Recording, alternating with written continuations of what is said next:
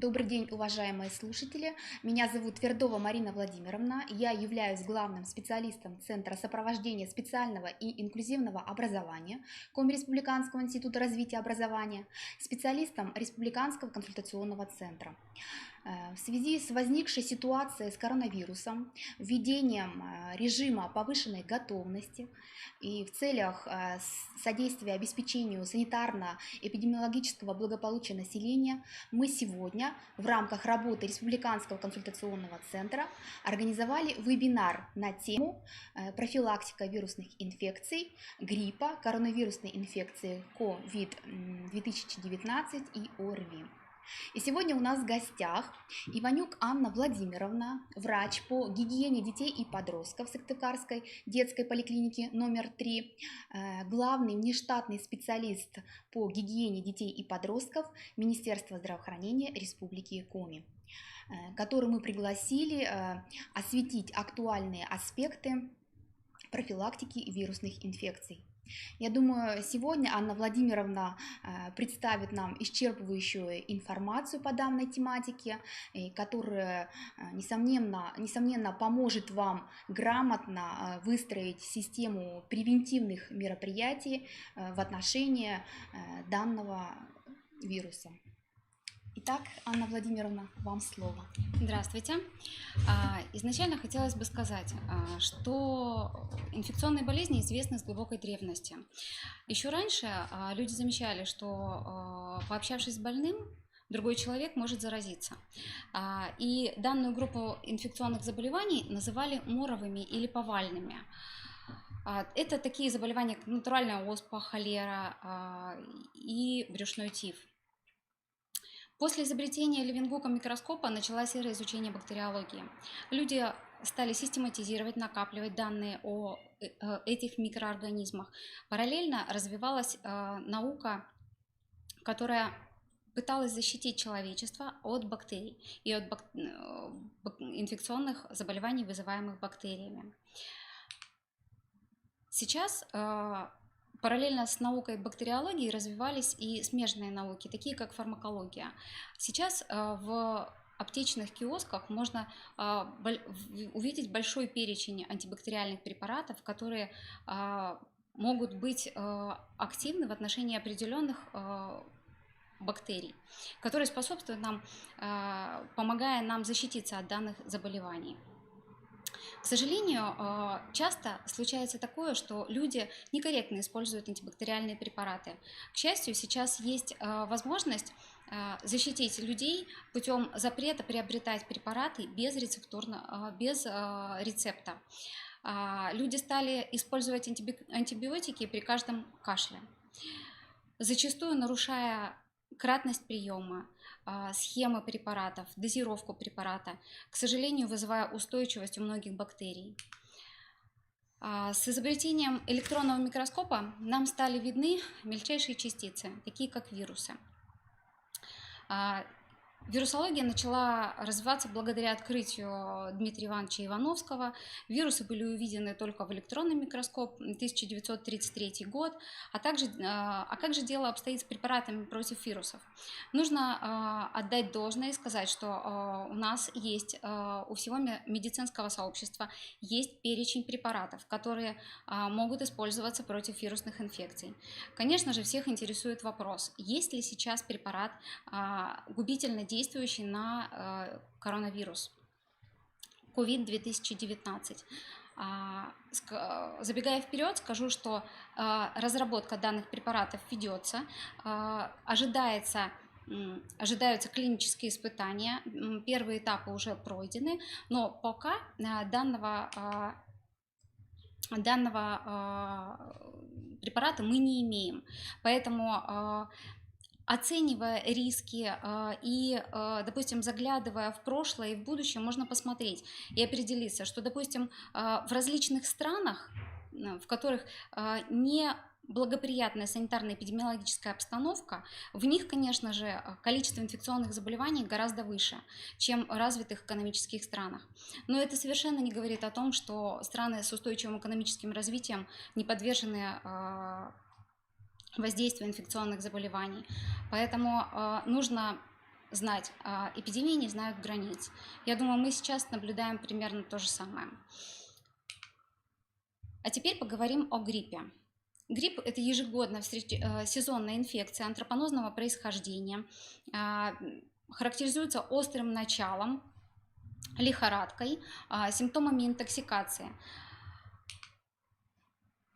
На данном слайде показана информация о основных симптомах, которые встречаются при заболевании гриппом. Ну, тот человек, который хотя бы раз в жизни перенес инфекционное заболевание грипп, он будет помнить об этом всю жизнь. Поэтому первыми симптомами, которые обычно встречаются, это головная боль, затрудненное дыхание, повышенная температура 39-40 градусов. Зачастую у детей может встречаться, по опыту коллег скажу, что бывает, начало заболевания у детей встречается с рвоты или диарейного синдрома. Нельзя исключать. Об этом все педиатры, все терапевты знают. И данные моменты, конечно же, в связи с предстоящей вспышкой, допустим, предстоящим эпидсезоном, они рассматриваются, анализируется предыдущее течение вирусных инфекций. Боли в мышцах и суставах. Хотелось бы детально рассказать о том вообще, что такое вакцинация и как она происходит. Вот в связи с тем, что у нас не всегда имеются препараты, которые бьют точно в цель против вируса. Допустим, есть препараты, которые помогают нам при вирусах гриппа, допустим, препараты, которые изобрели для лечения гепатита. Сейчас я бы хотела акцентировать внимание на специфической профилактике. Специфическая профилактика – это то, что позволяет человеку защитить себя, если есть какие-то определенные особенности в состоянии здоровья, для того, чтобы дыхательная система человека, если он страдает какими-то заболеваниями дыхательных органов, они не позволили вирусу гриппа усилить, утяжелить течение и позволить попасть в стационар. Поэтому стали разрабатывать специфическую профилактику. Специфическая профилактика – это вакцинация. Неспецифическая профилактика – это меры санитарно-гигиенического характера, которые очень схожи с профилактикой вируса гриппа и коронавируса COVID-2019, поэтому я озвучу эти вопросы немного позже. На данном слайде видно, что схема строения вируса гриппа, она не очень сложна. И вот эти зеленые элементы, которые вы можете наблюдать, гемагглютинин и нейроминидаза, выстроены на поверхности вирусной частицы. Они являются основными антигенами, на введение которых у организма человека вырабатываются антитела. И появляется та самая устойчивость, которая не позволяет нам заболеть гриппом. Какие же бывают вакцины от гриппа? Исторически сложилось, что первыми вакцинами от гриппа были живые ослабленные вакцины. Тогда на вирус гриппа воздействовали различными факторами, как физические, так и химические, для того, чтобы ослабить и снизить его патогенность.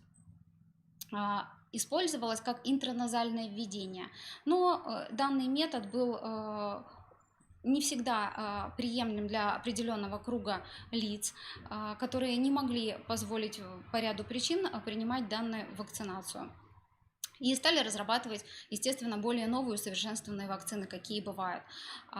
Вот вторым этапом было цельноклеточные, содержат целый или инактивированный вирус.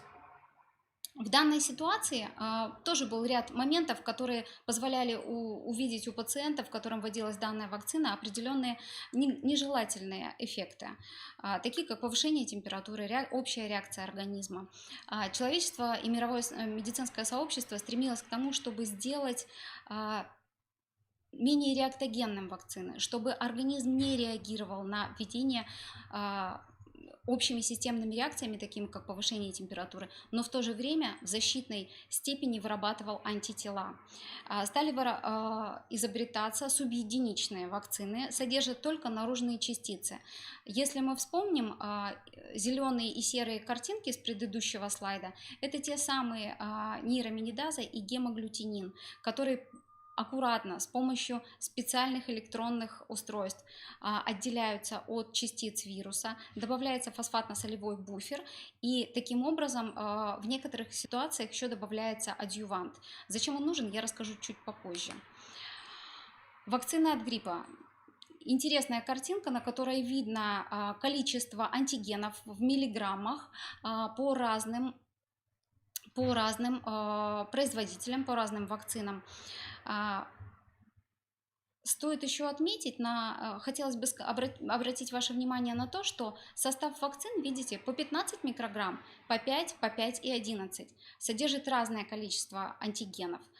Несмотря на это, смею вас заверить, что в связи с тем, что Всемирная организация здравоохранения проводит ежегодный мониторинг, в мире существует несколько сотен лабораторий, которые следят за вирусами гриппа, которые регистрируются. Анализируя информацию о вирусах, вызывающих грипп, специалисты выдают рекомендации. Ежегодно к апрелю-маю составляют рекомендации по вариантам вирусов гриппа, которые необходимо включить в состав следующего эпидсезона. То есть, исходя из этого, скажу, что все вакцины, которые представлены на нашем рынке, которые реализуются с помощью коммерческих организаций, с помощью Министерства здравоохранения, которые на бесплатной основе может получить каждый житель нашей страны, они имеют одинаковый антигенный состав. То есть платные и бесплатные вакцины имеют одинаковый антигенный состав, разное лишь количество и адъювант. Вот здесь видно, что там, где содержится по 15 микрограмм, адъюванта не содержится. То есть увеличенное количество антигенов позволяет организму выработать достаточно защитный уровень антител, которые не позволят вам заболеть, либо позволят вам заболеть, но в меньшей степени и исключат наличие каких-либо осложнений против гриппа, которые бывают весьма тяжелыми и требуют стационарного лечения в том числе. Там, где у нас есть по 5 микрограмм, говорится о том, что добавлен адъювант. Это специальное вещество, которое позволяет клеткам иммунной защиты прийти вместо введения вакцины, получить некий фоторобот данного антигена и потом, раздавая его другим своим коллегам, то есть клеткам иммунной защиты, находиться в организме человека примерно 11-12 месяцев. Почему 11-12 месяцев? Потому что мы уже говорили, что ранее, что антигенный состав ежегодно ожидаемых при эпидсезоне антигенный состав вируса, он меняется, поэтому ожидаем разный, поэтому введение вакцины ежегодно обязательно. То есть вы будете защищены на определенный эпидсезон. А теперь, наверное, перейдем к наболевшей теме, коронавирус COVID-2019. Хотелось бы сказать, что данный вирус является РНК-содержащим вирусом и входит в группу коронавирусов животного происхождения, который, вероятнее всего, попал к человеку от летучих мышей. Была идея и гипотеза о том, что произошел от змей, но, в принципе, ученые эту теорию отвергли на данный момент. Хочется сказать и, наверное, озвучить информацию о том, что очень много фейковых новостей, о том, что коронавирус новый, его никто никогда не слышал и нигде не было. Скажу, что вообще группа коронавирусов известна с 1965 года. И поэтому, когда зачастую приходят рассылки на телефоны о том, что, посмотрите, есть антисептик или еще какое-то вещество противовирусное, препарат противовирусный, в котором включен в инструкции показания к применению коронавирусная инфекция, как раз не говорит о том, что это подделка или какая-то специальная подтасовка фактов, что вроде как известен стал вирус 2019 года, с декабря, но в 2018 году там уже было напечатано. Ничего подобного. Коронавирус действительно известен очень давно. Но вот тот коронавирус, который у нас стартовал в декабре месяце 2019 года в городе Ухань, провинции Хубэй, КНР, он действительно нового вида, то есть, но относится к группе коронавирусов, которая известна уже давно. Коронавирусы вызывают заболевания млекопитающих у кошек, собак, свиней, крупного рогатого скота и даже птиц. Из истории то, что было раньше и вспышки коронавирусной инфекции, это не первая вспышка коронавирусной инфекции, которая на данный момент сейчас еще не ликвидирована. Возбудитель коронавирусной инфекции, такие как SARS, зафиксирована вспышка атипичной пневмонии тяжелого острого респираторного синдрома SARS-CoV. Годы регистрации вспышки 2002-2003, заболело зараженных 8273 человека, умерло 775, летальность составила 9,6%. МЕРС, возбудитель ближневосточного респираторного синдрома, вспышка зарегистрирована в 2015 году, количество зараженных 1154, умерло 431, летальность 37,3%. Это очень высокая летальность. И завершая обзор, хотелось бы сказать, что вспышка COVID-2019, да, которая сейчас, вот мы имеем цифры зараженных 181 969 и умерло 7136, летальность составила 3,9%. В сравнении, конечно, можно сказать, что летальность не так высока, но очень хотелось бы снизить эту летальность, да, и о мерах профилактики мы обязательно детально разберем, как сделать так. Хотелось бы отметить, наверное, достижение КНР. Да, геном вируса расшифрован учеными КНР за 1 месяц. Это колоссально маленький срок, когда вообще это было возможно, а раньше на это уходил год. Инкубационный период, то, что стало известно, да, то, что ученые Китая передали для всеобщего медицинского сообщества Всемирной организации здравоохранения данные вот этого генома вируса. Они передали эти данные для того, чтобы страны могли помочь им в разработке препаратов против вируса и также вакцинации будущей. То, что стало известно, да, вот основные статистические такие вот цифры. Инкубационный период от 1 до 14 дней. В среднем он составляет около 5-7 дней. Статистика говорит, что в случае благоприятного исхода заболевание заканчивается полным выздоровлением в течение 5-7 дней и не оставляет хронических последствий. В группе риска, естественно, выделяются такие группы риска. При каждом течении инфекционного заболевания они есть. В данной ситуации группа риска – это те, кто общались с пациентом, зараженным коронавирусной инфекцией, и пожилые лица подвержены больше, то есть люди старше 60 лет, они больше подвержены данному заболеванию. Статистика по России. Заражение коронавирусом COVID-2019. Статистика дана на 16 марта 2020 года, 00:50 минут. Количество зараженных 93 человека. Количество изменения зараженных, да, то есть плюсом, сколько пришло за последние сутки, это 30 человек. Количество смертей 0, изменение количества смертей 0, количество вылеченных 4 человека. И добавился еще один излеченный пациент. Нулевой пациент выявлен 31 декабря 2020 года, января, простите, оговорилась, 2020 года. Это позволяет как раз нам судить о том, что как только выявляется нулевой пациент, отслеживаются все связи эпидемически значимые в этом отношении, проводятся профилактические дезинфекционные мероприятия, пациент изолируется, лечится и выздоравливает, тем самым не заражая новых пациентов. Вот это интересный слайд. Россия, заражение коронавирусом COVID-2019, статистика по стране. Я знаю, что нас смотрит не один регион, но все-таки упор будем делать на Республику Коми. Да? Информация взята с сайта. Ссылочка есть. Республика Коми, видите, с цифрой 1. Это значит, что вчера был зарегистрирован один пациент с подтвержденным коронавирусом. Он находится в стационаре, то есть этот пациент не гуляет по улицам. Противоэпидемические мероприятия проведены. В настоящий момент чувствует себя хорошо и продолжает лечение.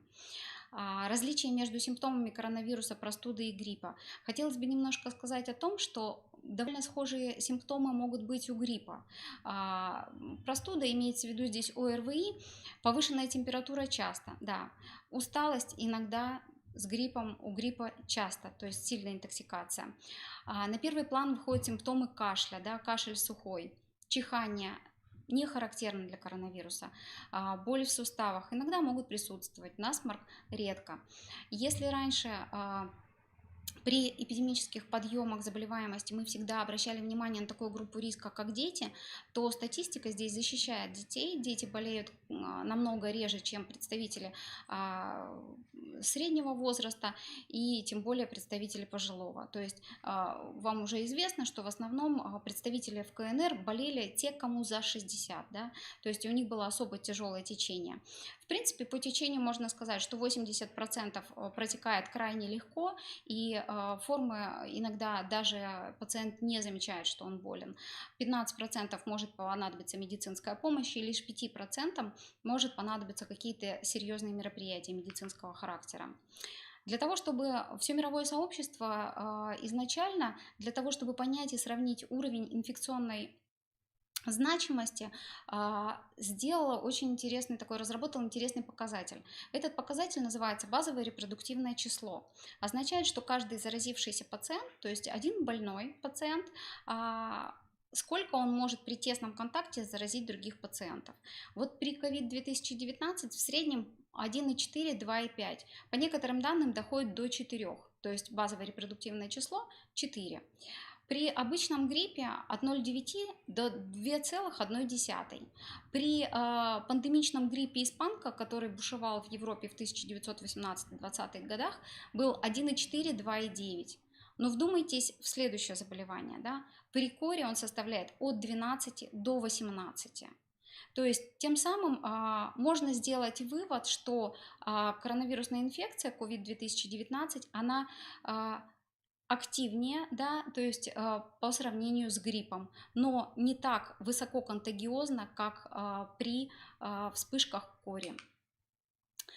Министерство здравоохранения Российской Федерации разработало специальные памятки для населения, которые можно найти на различных контентах, сайтах Роспотребнадзора, Министерства здравоохранения и администрации муниципалитетов. Коронавирус – возбудитель респираторной инфекции. Как не допустить, да, заболевания? Если у вас есть возможность, отменить выезд в страны, где есть вспышка коронавирусной инфекции. Если вы по каким-то причинам не можете или не желаете этого делать, то нужно предпринять просто все меры для того, чтобы снизить риск заражения, избегать посещения массовых мероприятий, естественно, мыть руки. Вот на многих ресурсах говорится о том, что использовать антисептики. Антисептики использовать надо, но я хотела бы оговориться. Использовать антисептики нужно тогда, когда видимых загрязнений нет. Вот если есть видимые загрязнения, сначала лучше помыть их с мылом, а потом использовать антисептик. Если руки относительно чистые, то тогда, конечно же, для предотвращения желательно его использовать. Избегать близкого контакта с людьми, обнимания при встречах, рукопожатия, да, акты дружеские. Желательно на это время прекратить. Симптомы и осложнения в основном бронхолегочной системы, да, то есть это пневмония, тяжелое течение. Есть ряд теорий и гипотез, почему пожилые люди подвержены этому больше, но вот пока одной какой-то ведущей теории не существует. Типовой алгоритм выявления случаев, подозрительных на COVID-2019 в России. Вот этот слайд, я думаю, что если те, кто выезжают за границу, они могут его сохранить себе. Этот слайд также эту информацию можно найти на любом сайте, который я уже выше озвучивала. Поэтому, пожалуйста, самое главное, если вы чувствуете себя хорошо и выезжали за границу, у вас есть режим самоизоляции в соответствии с постановлением номер 5 Главного государственного санитарного врача Российской Федерации от 2 мая 2020 года. И если вы выезжали за границу, но чувствуете себя плохо, вызывайте врача на дом, да, и обязательно при вызове через колл-центр предупредите, пожалуйста, о том, где вы были, сколько вы находились, когда вы приехали. Данная информация нужна для того, чтобы определить, нужно ли вам делать забор материала или нет, и какие меры предпринимать. Остерегайтесь заражения COVID-2019, если вам 60 и более лет, да. Вот на данный момент, наверное, одна из очень таких хороших мероприятий, которые вы можете сделать, это оградить наше старшее поколение. Они наиболее подвержены заболеванию, поэтому если есть возможность помочь им с доставкой продуктов, для того, чтобы они не ходили в места массового скопления, помогите, пожалуйста, чтобы им было легче пережить это время. Вспышки коронавирусной инфекции по статистике регистрируются с декабря по апрель, поэтому на дворе весна, надеемся на спад, естественный спад инфекционного подъема, но все-таки нужно помочь, да? То есть здесь уже активная гражданская позиция, требовать, следовать рекомендациям, которые Министерство здравоохранения совместно с Роспотребнадзором и администрацией вам доносят через различные контенты. Какие меры предприняты в России, в Республике Коми, в частности, для профилактики COVID, да? То есть это то постановление главного государственного санитарного врача Анны Юрьевны Поповой, о котором я вам говорила, которое не секретно, и информация есть и в сети интернет, можете посмотреть и ознакомиться. Указ главы Республики Коми Сергея Анатольевича Гапликова о введении режима повышенной готовности. Ситуация находится под контролем Министерства здравоохранения Республики Коми, Управления Федеральной службы по надзору в сфере защиты прав потребителей, благополучия человека по Республике Коми. Меры профилактики.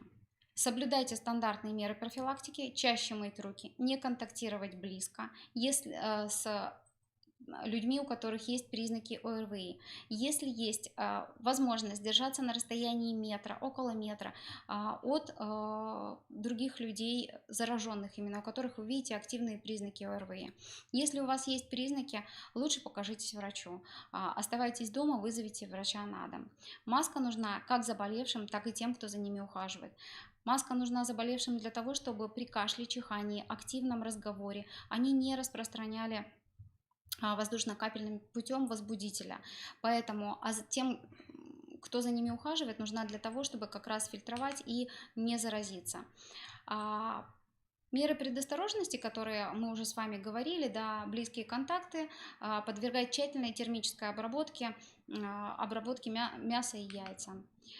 Не забываем про то, что в век цифровизации мы не можем обойтись без смартфонов, телефонов. Не забывайте о том, что их обрабатывать нужно тоже. Да? На пластике коронавирус живет гораздо дольше, чем, допустим, на других поверхностях. Поэтому пластиковые карты, сотовые телефоны, ручки дверей, выключатели дома, дезинфекция туалетов. Желательно проводить с дезинфицирующими препаратами.